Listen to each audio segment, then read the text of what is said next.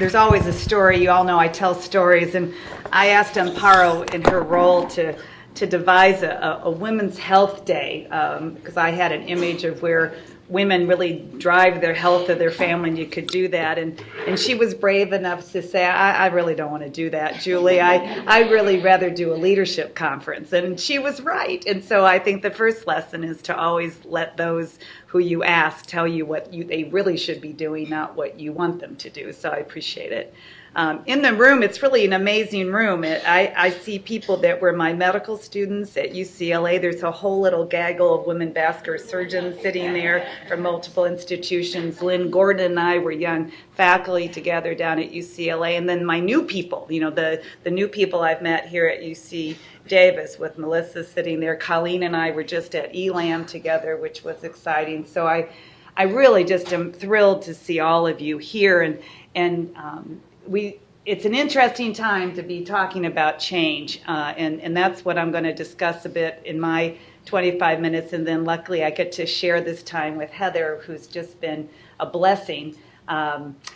We're under a little bit of siege at UC Davis. We didn't plan this to happen, as you all, I was just at UCOP yesterday, and that was interesting, and so, so part of this is learning about change, and then trying to go forward and do great things, and I think I'm just going to talk to you a little bit about how I see that, what we've been doing. I think we're really fortunate because my leaders got together in February for 3 days, all my chairs, center directors, people and leaders from the School of Nursing, and we all got together and we came up with a strategic planning framework that we're going to revisit with community people and young faculty. And I feel like we actually have an anchor right now. So the reason I wasn't here at 8 is our board for UC Davis is on the second floor. So if you want to hear something else, they all want to come to your conference.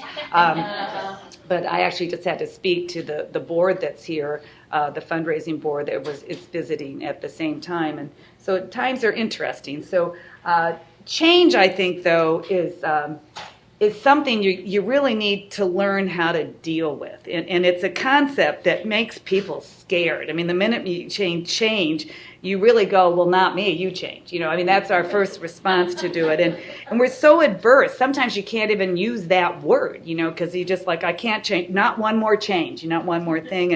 And I think when the financial crisis hit, I remember driving home from Hopkins that Friday where they said the world ended as we knew it. I remember how you had those moments that they talked about this thing called the new normal, which I didn't really like being normal in the first place. Actually, Sacramento was just voted one of the normal cities in the country, and the only one on the West Coast. I'm not sure if that's good. I'm not sure if that's good or bad. So no headline at that time, though, read, the world as we knew it has changed. Everything is completely different than the way it was. It really was fear. Back then we all were very silent about it.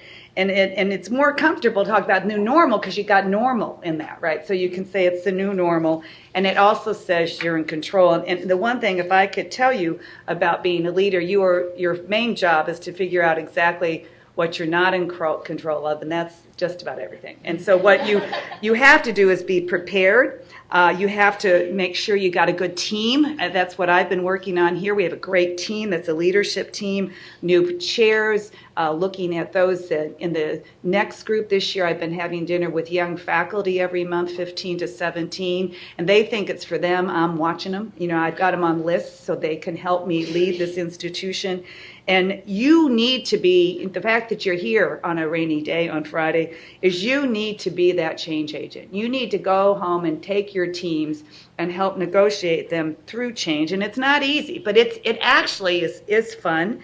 And when you wake up in the morning and do, they tell you now it's sort of meditation. To me, I wake up at 5 and go, oh my goodness, what's up today? But then it's to take those 10 minutes about how you can lead your group through change and using strategies to do this. So the book, I always hand out books. For those here, you come to my office, you leave my office with books, and they're all laughing because they read this. And I still like books, so to do it. But the one, I was given this book by a woman at Hopkins about 5 years into my tenure when I started doing strategic planning there. And I gave it to all my chairs, and it's called Sacred Cows Make the Best Burgers by Robert Kriegel and David Brandt. And it's a fabulous book. And it describes everyone you know. They have different cows with names, and they're great. And it'll tell you what reason they're going to give you, why they can't change, and why they can't be responsive to new opportunities. And it's great. So you can read all of that. What is a sacred cow? And we all have them. I own them. There's things that I just used to love. I used to love my life. I called it Julie-centered life. Before patient-centered came. It was when Julie could go to clinic and when Julie could go to the operating room, when Julie was in town. And I love that. But it really wasn't about the patient or anything, was it? So now with patient-centered care, it's lovely. But all of a sudden, it's not you. Actually, this afternoon, I'm seeing a patient at 3 because she thrombosed her arm, and the team's going to go with me. But, you got to see them according to them. So people really are the gatekeepers of change. And so you or your people can help drive this. And I'm sure you've been at meetings and places where people just kill an idea. Bam, it's dead. They even just yesterday, with the Trump thing, all these people coming out on for him or not. Both Bushes said, we're not for him. And bam, okay, that was a shot out in the dark, right, to do it. So I think part of it, why do people do that? And sometimes they're fearful, so you need to help that. Sometimes they feel powerless. I know in my environment, people really feel they don't get asked their opinion enough, and so you need to do that. Sometimes they're affected by the inertia or apathy, and sometimes you feel making a change is just going to be too much energy. It's just going to be futile, or they wonder what's in it for me. What benefit will be there if I change? So as a leader, you need to recognize that. Some people do this actively. They will let you know. I like that. No way am I doing that. Some do it passively, and those are the toughest ones where you don't hear it, but someone else hears it. You see the body language. It's sort of like your teenager. When you go to the dinner tonight. Yeah. You don't. They're not really into it to do that. Some are consciously doing this. Some unconsciously. We're very aware of implicit bias in many things we do, and sometimes you don't even know why you don't want to do it. You're just tired. Sometimes you're just tired to make it happen. And then some it's rational. These are the reasons I don't. And some it's irrational. We did it before, and I'm not doing it again. Our first meeting was, why aren't we going to do the strategic plan exactly why we did it before? We want to do it just that way because it worked. I'm like, whoa, we can't do it just that way. That won't work at all. And then sometimes it's just a spiritual thing. So as a leader, your job is to inspire those teams to embrace this change. And you have to show you want to change too. You can't give it all to them. And you have to have fun outside your comfort zone. And that's probably the best thing about this job. I'm in places I've never been before as far as specialties and primary care and learning about conditions of Northern California. It's been great. But you have to be open for it, and I'm wrong a lot, where my assumptions were wrong. And as a leader, saying you're wrong is one of the most powerful things you can do. So change, readiness is an attitude that's open. You got to be open, receptive. You can be excited. It doesn't mean you have to be excited all the time and go home and go, oh my goodness, what are we going to do? It can be challenging.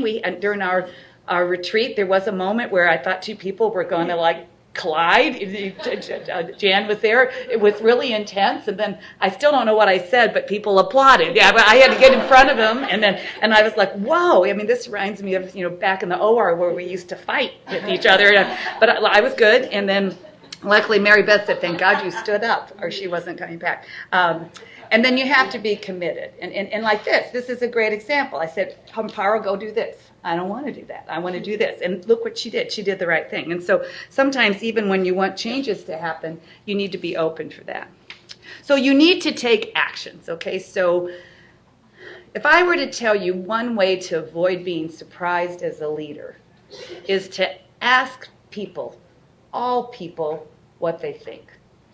Now, you have to be careful, because some people you really don't care what they think. So when you ask them, you have to ask them questions that no matter what they say, it's okay. Okay, so in my previous job, the previous chair wasn't so excited to see me and wanted his own person. And so he was still around. So I'd ask him things like, who would you like to be a visiting professor this year? where would you like the dinner to be? And then I would sit him at my table. Things that were not that important, but he really was involved with, to do it. But I didn't ask him, how should we rearrange the divisions? Who should we hire? What research should we focus on? Because he was beyond that. I needed to ask the young people. So you need to ask everyone what they think. You need to ask people, the person that cleans your office, the tech in the operating room, the head nurse in the clinic, your spouse, your kid, even my granddaughter. I'll ask her, she's 18 months old, what do you think of this? And I was putting mascara on last Friday when I was out there, and she wandered in, and she goes, I do it. And I thought, oh boy, I'm going to get in trouble here. So I screwed it really tight, so she pokes it right in her eye. No, don't do it. So part of it is, you ask everyone about what they think. And really mean it. Look them right in the eyes. What do you think of this? How did that go? And as all people that want feedback, our students want that, the assumption it's going to be great, right? It's not going to be good all the time. Okay, so you have to be prepared for that, saying, Julie, that really wasn't really good. We really weren't that interested in that. And challenging the status quo is good. You do need to protect what's good. There's good everywhere. There's good at UC Davis. There was good at Hopkins. There actually was good yesterday at UCOP. We're talking about this big data for all the UC Health, 15 million lives, where we're going to put it together and predict and look at medication. I did have to remind them. They were talking about the main customers. They were thinking of making a company and selling and this. And I did raise my hand. Heather would have been proud. And I said, the main customer is the patient. I said, we're going to make them healthy, and you need them on the board. And I know you, because a lot of them don't see patients in that room. And I said, the patient is the main customer. We might sell it to somebody, but the patient, and you need to let them know that we're selling it. So we have to be careful. And then you need to be creative and try to stay ahead of the curve. Right now, we're a little behind at UC Davis with this issue, and so it feels very comfortable. And then you want to lead rather than follow. But sometimes you need to let your partner or someone else lead. And that actually, it's nice when someone wants to do something for you during that time. So here was our team. Which was really great at the end of the time. These are our chairs and center directors. We put them all on some, as you can see, some are real happy to be there. And he really was happy. Rafe was one that said, protect research and innovation. He was just great with that. But we had all sorts of people there, people from the office. And I don't think anybody else could have gotten people together like this. You have to time it right. I've been here about 2 years. Our other strategic plan was sunsetting, so it was time to look. It was time, as the nursing school now is 5 years old. Everything was perfect time to do it. And you see me, I'm smiling. This is fun, even though we just had a big argument. We were okay to do it. But actually that tension was really great. And we had everybody work, so these were murals that we worked in tables, we talked about what's important about us. We did some external reviews where we asked people who we should be, and mainly they told us to be UC Davis. Don't be Stanford. Don't be UCSF. You're who you are. And actually we came through really saying loud and proud, that's who we were going to be. And we came out with 6 overarching pillars, which now all my teams are working to put bullet points. I carry it on my phone, so you have your own private, your institution. Sort of blends. They're not like rocket science. You can put them together. But we're going to post them all on the internet and put them together. That's Clea Bertakis, who's our chair of family medicine and community medicine. And then we had this woman drawing pictures during it of what we were saying. So we have these 4 beautiful murals of collaboration. This was us, so it's ugly. But the ones she did were just beautiful. And we really did take together sacred cows and make burgers. I felt so good at the end of the 3 days. And it's not done. I have had people say, well, you didn't tell us what to do. We wanted a plan. We wanted a plan right then. And now they're going to put that plan together. And then we had medical students there. We're going to get more input. We've had listening sessions. We've had people be able to be on the internet with us, and so they're talking to us. And Michelle Silva, who's sitting over here, is my person that works with me to collect that data and put it all together. So we're real excited about it. Now we're not done, and I hope it's one of those plans that just sort of stays with us. We edit it every year, so it's not like a big thing like curriculum reform. Bam. You want to have it go along the way. And again, we're going to listen to lots of people. So part of this, as you go forward, is to really learn how to celebrate your successes and challenges. You have to take advantage, and hopefully today you're going to hear from lots of people who can tell you how to take advantage of where you are. Look for a gift in every challenge. There's always going to be really tough problems. And if it's not going like you think, I actually tell you to go home and look in the mirror first. One of the big problems may be you. So go home, look in the mirror, make sure it's not you, or see what part of it is you, and then go forward and do great things. Part of my passion is mentorship. I just love it. And many of you I've been on the phones with and do it. And I do outcomes research too, but my mentorship, I think, is my strength. And when I just got this award, actually, over in Edinburgh, that's what came out. So many people talk about that because I get so much out of it. And make sure you do have lots of opportunity to do other things. I think you'll hear a lot about work-life balance. I have a granddaughter. I sew. I do crafting. I've started running again. I've lost a few pounds since I've been here because everybody in Sacramento is so healthy. You have to make that happen. And I think as you're in these middle of changes, sometimes you can be a little lost. And again, having a whole mentorship group, whether it's there or outside of your place, is really important. But I think you really need to look change and challenge as just a gift so that you can go forward and do great things. One of the quotes I have today is from Ralph Waldo Emerson, is bad times have a scientific value. These are occasions a good learner would not miss. And sometimes you wish they'd just go away, but that you really do then get a chance to reflect. And we're reflecting a lot right now, trying to figure out what kind of things can happen. So the other thing I'll tell you is to be thankful, because saying thanks to your staff, if you talk to staff, what's the number one reason they want to come to work and talk to you is you say thank you, that you do have gratitude, that you do recognize that if it's not going well, it could be you, that you need to look at all opportunities and ask good questions, and that change is the new and improved normal. When you look at that Socrates says that the secret of change is to focus all of your energy not on fighting the old. You have to do the strategic plan just like we did last time, but building the new.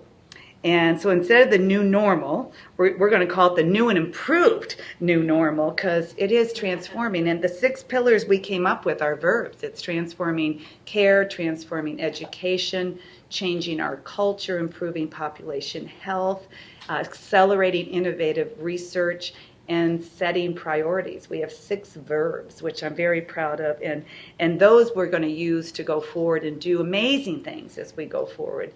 And everyone's going to differentiate them a little bit differently according to their center, and that's great. We'll just make it so that everybody sees all those. And I want everybody to have their own 6. Tomorrow, the Department of Surgery is having a retreat, and I'm kicking it off, and they're going to look at their 6 and how they're going to put that together. And I think those are exciting times when it gets tough. And I think that as a leader, you too can make this happen if you decide that change is the new and improved normal. So thank you very much.